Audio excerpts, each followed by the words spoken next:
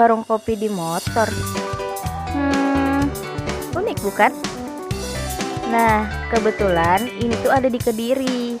Namanya Sejauh Kopi, di mana dia berjualan kopi di atas motor. Dengan berbagai macam perlengkapan yang dia punya diletakkan di atas motor.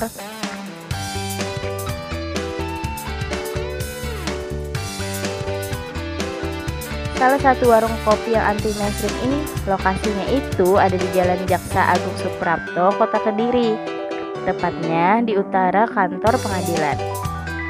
Nah, untuk menunya sendiri cukup banyak dengan harga yang cukup terjangkau ya.